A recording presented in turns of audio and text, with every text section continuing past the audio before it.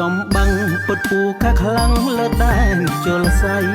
ទូកងទូកពិសេសសានជ័យបារមីនៃវត្តបារងសេនាប្រមយុទ្ធសំគ្រប់ព្រៃមិត្តដែលចូលចិត្តស្ដីកលាប្រណាំងទុកនៃកម្ពុជារបស់ថ្ងៃនេះនាំអារម្មណ៍ពុកម៉ែលោកតានិយាយពីចេតនាក្រុងអគ្គរឿងបីស្ថិតនៅក្នុងបង្កាត់បារងក្រុងអរិយស័ក្តិត្រូវបានកែច្នៃទៅចេតនាក្នុងមាត់គេដែលចូលសម្រាប់យុទ្ធកម្មភាពចំណុះទូទួលភីបូជលសាទៅបីមួយគូយាមទ្វារមុននឹងចូលបានតោះអូខេទស្សនាទាំងអស់គ្នាចំយាហើយបងប្អូននេះមួយគូនេះញាក់សាច់គ្រាន់តែឃើញសាច់ក្តារនោះពិតជាអេមែនតើបងប្អូនប្រិយមិត្តដែលចូលចិត្តវិស័យកីឡាប្រណាំងទូកនៅកម្ពុជាផងបាទតាមរយៈវីដេអូនេះបាទផ្ញើជូនបងដែលស្រឡាញ់វិស័យទូកនេះមួយគូបងប្អូនកំឡោះមួយគូហូបចុកបានអត់មើលទៅពិតជាស្រស់ស្អាតមែនតើបងប្អូនប្រិយមិត្តនេះបងប្អូនចង់ផ្តិតរូបភាពឯអាចមកផ្តិតបាននៅវត្តបារងបងប្អូន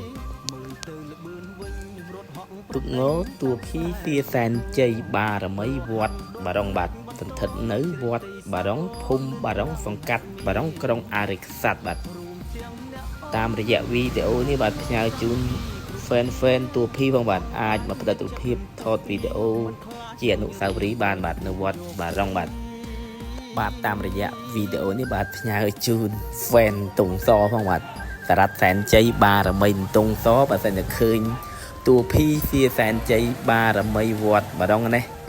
បើសិនតែឆ្នាំក្រោយដឹងតែក៏ក្រៅហើយបាទដើរញីឈ្មោះចាំជានិច្ចបាទទួភីកំពុងតែក៏ក្រៅនៅរោងទុកនៅវត្តបារងនេះបាទឃើញហើយត្រៀមខ្លួនផងហាត់តុងសលេងឈុតធំឆ្នាំក្រោយផ្សារទៀតបាទ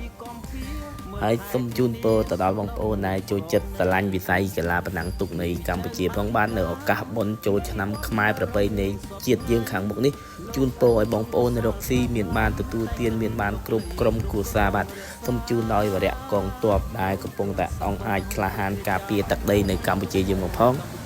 សូមឲ្យបងមានសុខសុវត្ថិភាពគ្រប់គ្នា